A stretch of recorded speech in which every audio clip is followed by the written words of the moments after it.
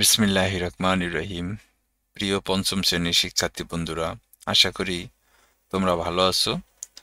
আমরা আজকে চতুর্থ অধ্যায়ের অনুসরণের অঙ্কগুলো সমাধান করে দেওয়ার চেষ্টা করব, দেখি কত পর্যন্ত করতে পারি। এখানে বন্ধুরা দেখো, আমাদের চতুর্থ অধ্যায়ের অঙ্ক করুম। তো তার আগে, অঙ্ক শুরুর আগে তোমাদের কাছে আমার অনুরোধ, দয়া করে আমার চ্যানেলটা সাবস্ক্রাইব করবা এবং কমেন্টের মাধ্যমে তোমার মতামত জানাইবা যে তুমি আমার অঙ্কগুলো বোঝানোটা বুঝতে পারো কিনা। তো চলো আমরা আসলে অঙ্ক শুরু করুন। এখানে 1 নম্বরে কি বলছে দেখো, নিচের বাক্যগুলোকে গাণিতিক বাক্যে প্রকাশ করো এবং খোলা বাক্য ও গাণিতিক বাক্য শনাক্ত করো। তা এইখানে এই অঙ্কটা করতে গেলে বন্ধুরা আমাদের জানতে হবে যে গাণিতিক বাক্য কাকে বলে আর খোলা বাক্য কাকে বলে। এই দুইটা বিষয় আমাদেরকে জানতে হবে। এখন দেখো, এইখানে আসলে এই যে এখানে দেখো, গাণিতিক বাক্য বলতে কি বোঝায় আর খোলা বাক্য বলতে কি বোঝায়, এইটুক পড়লে কিন্তু তুমি বুঝতে পারবা। যেমন দেখো, এখানে আছে, একটি বাক্যকে খোলা বাক্য বলা হয় যখন বাক্যটি সত্য না মিথ্যা তা নির্ণয় করা যায় না। অর্থাৎ একটা বাক্যকে খোলা বাক্য কখন বলবা, যখন বাক্যটা সত্য না মিথ্যা মনে করো নির্ণয় করা যখন যাবে না, তখন সেটা হচ্ছে খোলা বাক্য। অপরদিকে একটি বাক্যকে গাণিতিক বাক্য বলা হয় তখন যখন বাক্যটি সত্য না মিথ্যা তা নির্ণয় করা যায়। তাহলে গাণিতিক বাক্যতে তুমি সত্য মিথ্যা নির্ণয় করতে পারবা, আর খোলা বাক্যে তুমি সত্য মিথ্যা নির্ণয় করতে পারবা না। এটাই মনে রাখবা যে গাণিতিক বাক্য হচ্ছে কোন একটা বাক্যে যখন সত্য মিথ্যা নির্ণয় করতে পারুম তখন সেটা গাণিতিক বাক্য, আর যেসব বাক্যে সত্য মিথ্যা নির্ণয় করা যায় না সেগুলোকে বলা হচ্ছে খোলা বাক্য। যেমন ধরো, খোলা বাক্য এরকম হইতে পারে যে ধরো, ক যোগ 3 সমান সমান মনে করো 32 সাপোজ। এখন তুমি এখানে ক যোগ 3, কর মান তো তুমি জানো না, তাহলে তুমি কি এটা শিওর কইরা বলতে পারবা যে এটা সত্য না মিথ্যা? পারবা না। আবার দেখা গেছে আরেকটা বাক্য হলো, ধরো 8 গুণন 9 72, তাহলে 8 নং 72 এটা সত্য, তার মানে এটা হচ্ছে গাণিতিক বাক্য। আবার যদি দেখা গেছে 8 গুণন 9 সমান সমান ধরো 70, তা 8 আর 9 কি 70 হয়? গুণ করলে হয় না। তাহলে এই দুইটা কিন্তু তুমি বুঝতে পারতেছো যে হ্যাঁ, এটা গুণ করলে 72 হবে, তাহলে এটা সত্য। এটা গুণ করলে 70 হবে, এটা মিথ্যা। তাহলে এইভাবে হলো, এগুলা এইভাবে সত্য মিথ্যা যখন তুমি নির্ণয় করতে পারবা তখন সেটা গাণিতিক বাক্য হবে। আর যখন এরকম সত্য মিথ্যা নির্ণয় করা যাবে না তখন সেটাকে বলা হবে খোলা বাক্য। তো চলো আমরা অঙ্ক করুম। আমরা এটাই ছিল আসলে গাণিতিক বাক্য এবং খোলা বাক্যের মধ্যে বোঝার বিষয়। তা আমরা এখন অঙ্ক করতে যাব। অঙ্কতে দেখো, আমাদের অনুসরণীতে যদি আমি যাই, অনুসরণীয় অঙ্কগুলো আমি বলছিলাম করাই দিম। তো এখানে যেমন দেখো, 1 নম্বর অঙ্কে বলছে 9কে 7 দ্বারা গুণ করলে গুণফল 80 হয়। চলো দিয়ে আমরা একটু করি। 9কে 7 দ্বারা গুণ করবা, গুণফল 80। 9 এর 7 দিয়ে গুণ দিলে কি 80 হয়? তোমরাই বলো। 7 নং কত হয়? 63 হয়। তাহলে এটা কি মিথ্যা না? তাহলে এটা কি সত্য মিথ্যা আমি নির্ণয় করতে পারছি না? তাহলে এটা কি হবে? এটা গাণিতিক বাক্য। তাহলে লিখবা যে সুতরাং এটি এটি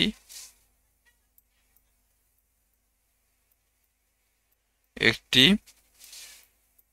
এটি একটি গাণিতিক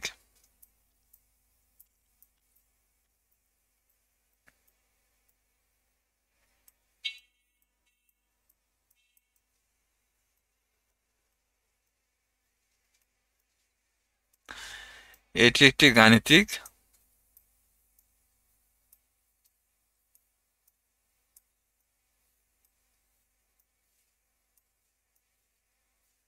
বাক্য। কারণ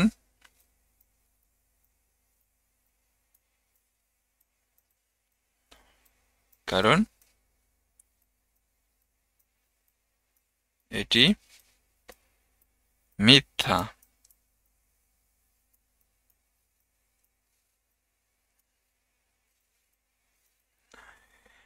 তাহলে এই যে ক নম্বর উত্তর হয়ে গেল। অর্থাৎ ওই যে আমরা বলেছি যে যে বাক্যে সত্য মিথ্যা নির্ণয় করা যায় তাকে গাণিতিক বাক্য বলে। এটি তো বললাম যে সত্য হবে না মিথ্যা হবে সেটা নির্ণয় করা যায়। এই যে সত্য মিথ্যা নির্ণয় করা যায়, সত্য না মিথ্যা, এই যে হ্যাঁ সত্য না মিথ্যা তা নির্ণয় করা যায় তাকে গাণিতিক বাক্য বলে।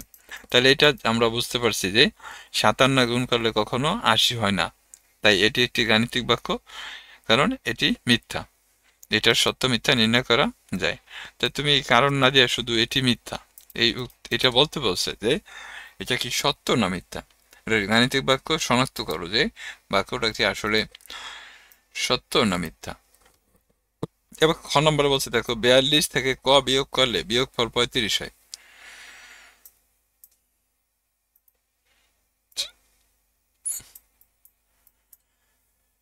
42 থেকে ক বিয়োগ করতে বলছে নাকি? ক বিয়োগ করলে বিয়োগফল 35 হয়।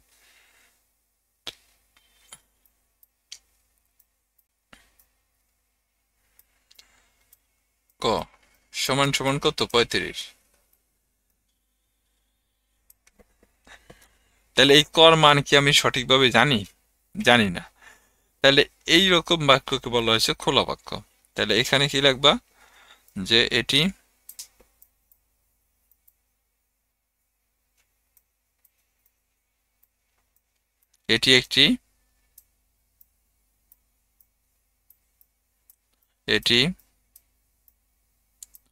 একটি খোলা বাক্য।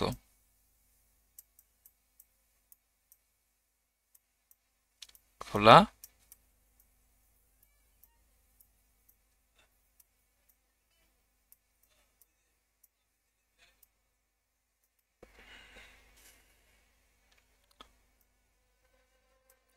এটি একটি খোলা বাক্য, ঠিক আছে। এটার সত্য মিথ্যা আমরা নির্ণয় করতে পারলাম না, তাই এটা খোলা বাক্য।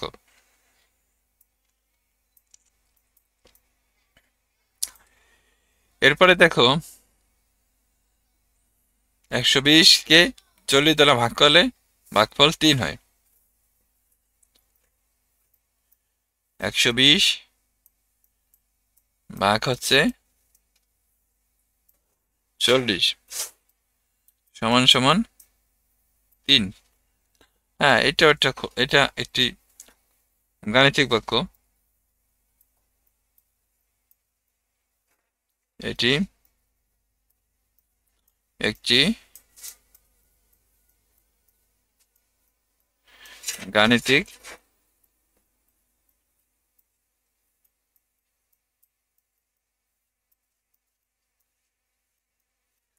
এটি একটি গাণিতিক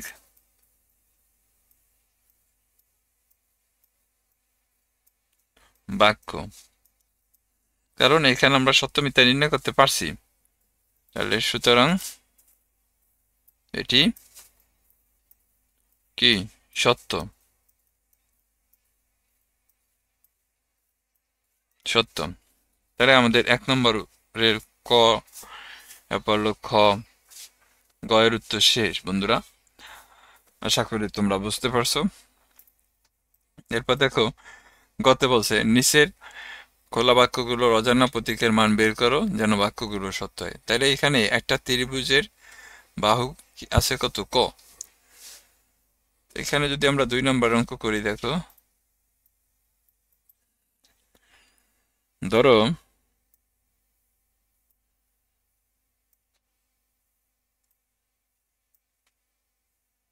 এটা মনে করো একটা ত্রিভুজ, তাহলে এখানে কি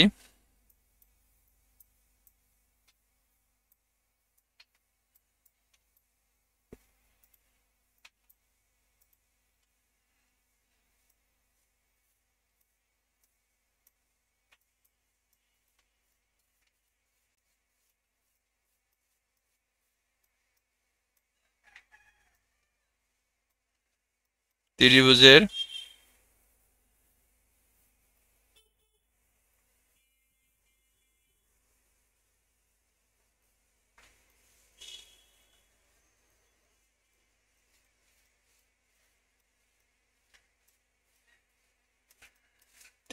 বাহু দৈর্ঘ্য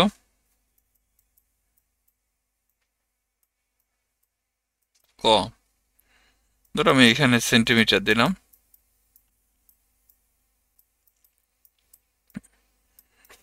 যে ক সেন্টিমিটার। তাহলে ত্রিভুজের কয়টা বাহু? তিনটা বাহু। তাহলে সুতরাং এখানে কি লিখবা? ক সমান সমান 3 সেন্টিমিটার।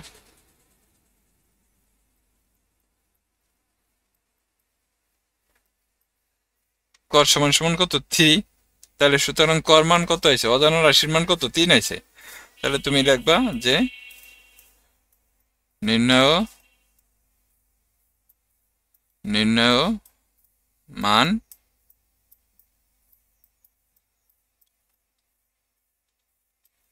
ক সমান সমান 3। এটা এইভাবে লিখতে হবে বন্ধুরা, যে এখানে বলে দিচ্ছে যে ত্রিভুজের, যে বলছে কি যে একটি ত্রিভুজের ক বাহু আছে। তাহলে একটা ত্রিভুজের ক বাহু আছে, তা ত্রিভুজের বাহু কয়টা আছে? এখানে 3টা বাহু। তাহলে এখানে কত? ক এর মান 3 হবে। একটা ত্রিভুজের ক বাহু থাকা মানে তিনটা ত্রিভুজের, এই একটা ত্রিভুজের কত? 3টা করে বাহু আছে। তাহলে এইখানে হলো আমাদের ক এর মান 3 আছে। এরপর দেখো এটা পরেরটা, 2 এর ক শেষ আমাদের। 3 নম্বরে বলছে কি দেখো, ক টাকা জিনিস কিনে 50 টাকা দিয়ে 23 টাকা ফেরত নেওয়া হলো।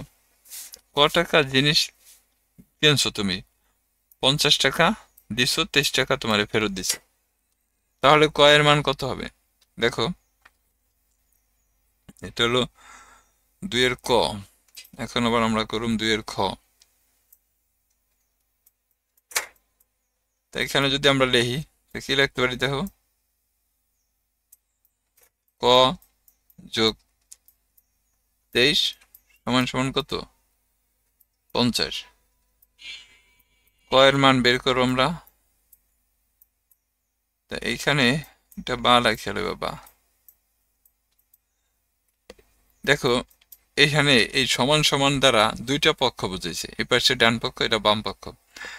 তা আমরা জানি যে ডান পক্ষের তো কোনো সংখ্যা যদি বাম পক্ষে নেই, তখন সেটা প্লাস থাকলে মাইনাস হয়ে যায়, আবার মাইনাস থাকলে কি হয়ে যায়? প্লাস হয়ে যায়। তো দেখো এখানে যোগ 23 আছে, তা এই যোগ 23 এই পাশে আনলে কত? বিয়োগ হবে। এটা বিয়োগ যদি থাকতো তাহলে যোগ হইতো, গুণ থাকলে ভাগ হইতো, ভাগ থাকলে গুণ হইতো। এইভাবে বন্ধুরা এটা করতে হয়। তোমরা আশা করি বুঝতে পারছো।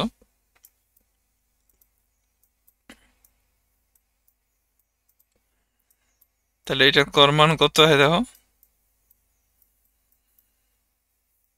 7 2 27। তাহলে এই যে এখানে অজানা মান ক সমান সমান কত? 27। অর্থাৎ তুমি ক টাকা দিয়ে যে জিনিসটা কিনছিলে সেটার মূল্য ছিল কত? 27 টাকা। এবং দোকানদারকে তুমি যখন 50 টাকা দিছো, দোকানদার তখন কত? তোমার 23 টাকা ফেরত দিছে। তাহলে সে কত টাকা রাখছে? 27 টাকা রাখছে। এই তো ক এর মান আমাদের 27। তাহলে এটাই ছিল খ নম্বর উত্তর। এরপর দেখো গ নম্বরে কি বলছে, 3 নম্বর অঙ্ক। 3-এ কি বলছে দেখো, বর্গাকৃতির কিছু কাগজ আছে যার একটি বাহুর দৈর্ঘ্য কত? ক সেন্টিমিটার। তাহলে বর্গাকৃতির কাগজটির পরিসীমা কত? বর্গাকৃতির কিছু কাগজ আছে। এখন একটা বাহুর দৈর্ঘ্য যদি ক সেন্টিমিটার হয়, তাহলে বর্গাকৃতির কাগজের পরিসীমা কত? এটা হলো 3 নম্বর বন্ধুরা। দেখো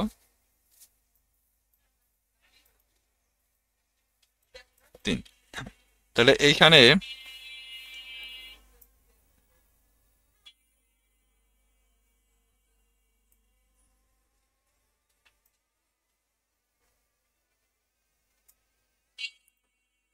ধরো এটা একটা বর্গ, তাহলে বর্গাকৃতি কাগজ আছে কত, ক সেন্টিমিটার। তাহলে বর্গ কাকে বলে বন্ধুরা? বর্গ হচ্ছে যে চতুর্ভুজের চারটা বাহু সমান থাকে তাকে বর্গ বলে। তাহলে দেখো এইটার মান ক, এইটার মান ক, এইটার মান ক, এইটার মান ক। তাহলে পরিসীমা কাকে বলে? পরিসীমা হচ্ছে এই চার বাহুর যোগফল। তাহলে এখানে লিখবা যে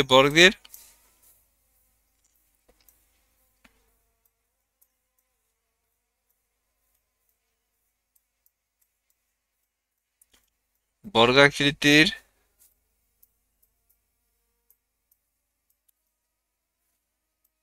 বাহুর দৈর্ঘ্য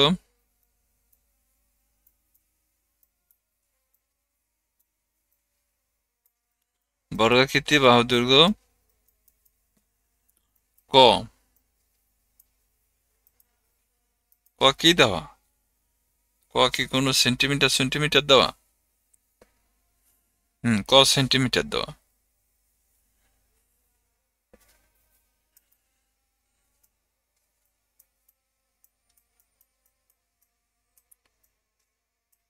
ক সেন্টিমিটার। তাহলে বর্গের বাহু কয়টা? চারটা। তাহলে পরিসীমা হবে কত? চারটা বাহুর যোগফল। তাহলে সুতরাং বর্গাকৃতির পরিসীমা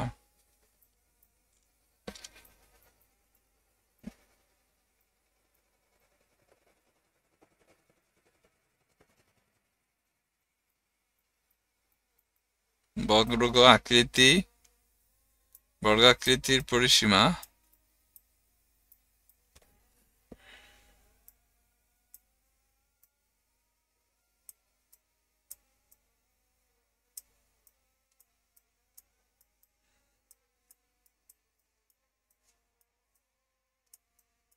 বর্গাকৃতির পরিসীমা হচ্ছে কত? চারটা ক যোগ করতে হবে। আচ্ছা নিচে রেখি, এখানে বোঝা নাও যেতে পারে। পরিসীমা হচ্ছে বর্গের চার বাহুর যোগফল। তাহলে দেখো ক যোগ ক যোগ ক যোগ ক। তাহলে এখানে কত হইব? 4 ক। 4 ক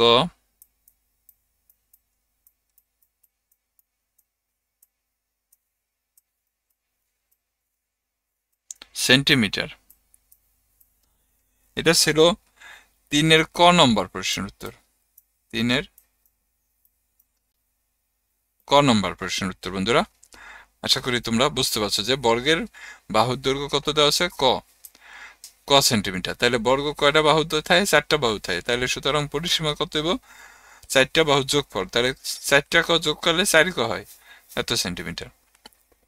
এরপর দেখো এটা 8টা অঙ্ক আছে খ নম্বরে। এরকম 3টা বর্গাকৃতি কাগজের মোট ক্ষেত্রফল কত হবে? এখন এতক্ষণ শেষে বর্গের পরিসীমা, এখন বলছে দেখো বর্গের ক্ষেত্রফল। তাহলে দেখো এখানে যদি আমরা এটা করি 3-এর খ,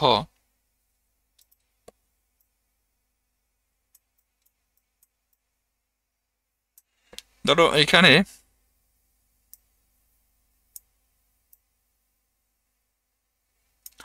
এটা একটা বর্গ। তোমরা মনে করবা যে আসলে বর্গের যদিও 4 বাহু সমান থাকে, অনেক সময় ছোট বড় হয়ে যায় বাহুগুলা। তোমরা এটা মনে করবা যে ধরো এখানে আমি,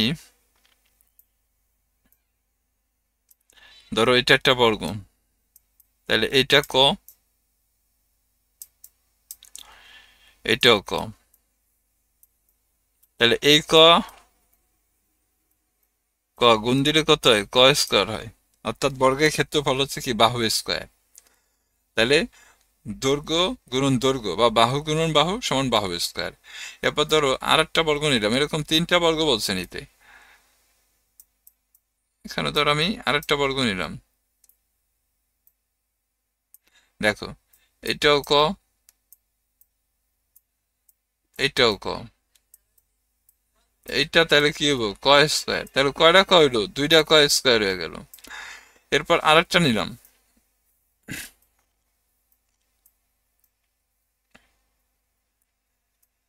তাহলে এটাও ক, এটাও ক। তাহলে কত এলো? ক স্কোয়ার এলো। কয়টা ক এলো বন্ধুরা দেখো তো? 3টা। তাহলে সুতরাং এখানে কি বলছে যে একটা বর্গের বলছে এরকম 3টা বর্গাকৃতি কাগজের মোট ক্ষেত্রফল কত হবে। তাহলে একটা বর্গের ক্ষেত্রফল কত আসে দেখো, এখানে একটা বর্গের ক্ষেত্রফল কত? ক স্কোয়ার। তাহলে সুতরাং 3টা বর্গের ক্ষেত্রফল 3 ক স্কোয়ার হবে। এভাবে লিখবা যে একটি একটি বর্গের একটি একটি বর্গের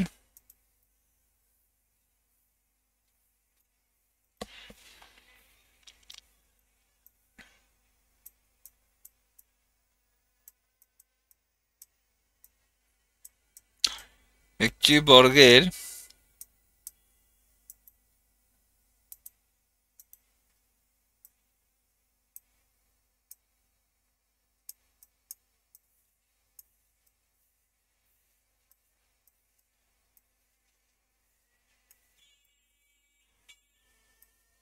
একটি বর্গের ক্ষেত্রফল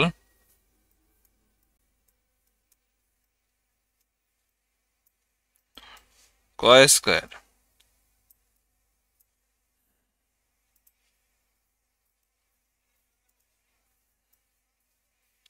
ক স্কোয়ার বর্গ কথাটা লিখতে হবে বন্ধুরা, বর্গ সেন্টিমিটার।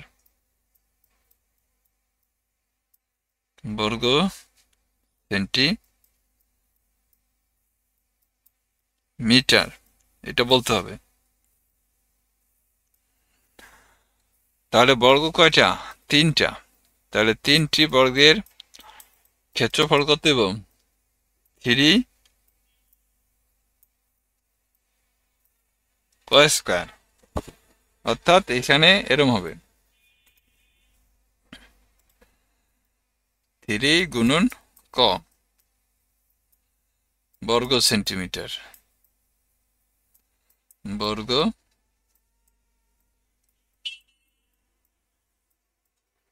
সেন্টিমিটার। তাহলে এখানে কি 3 দিয়া করে গুণ দিলে কত হবে? 3 ক স্কোয়ার,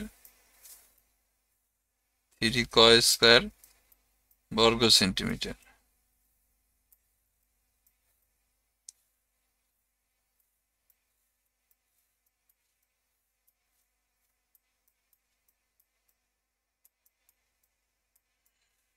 এটা ছিল আমাদের বন্ধুরা এই যে খ নম্বর উত্তর, 3-এর খ। এইভাবে একটা বর্গ আঁকবা, এইভাবে 3টা বর্গ আঁকতে বলছে। তাই একটা বর্গ কত? ক্ষেত্রফল ক স্কোয়ার। তাই 2টা বর্গের ক্ষেত্রফল 2 ক স্কোয়ার, 3টা বর্গের ক্ষেত্রফল 3 ক স্কোয়ার। সুতরাং এখানে একটি বর্গের ক্ষেত্রফল ক স্কোয়ার বর্গ সেন্টিমিটার হলে 3টা বর্গের ক্ষেত্রফল বেশি হবে। তাই 3 দিয়ে ক স্কোয়ারে গুণ দিলে 3 ক স্কোয়ার বর্গ সেন্টিমিটার হয়। তাহলে আজকে এই পর্যন্তই বন্ধুরা, আমরা এই 3 নম্বর পর্যন্ত অঙ্ক আজকে কইরা দিলাম। কালকে থেকে আমরা মানে পরবর্তী টিউটোরিয়ালে 4 নম্বর আর 5 নম্বর এই অঙ্কগুলা করে দিন। তো সবাই ভালো থাকো, আসসালামু আলাইকুম, এবং চ্যানেলটা অবশ্যই সাবস্ক্রাইব করবা।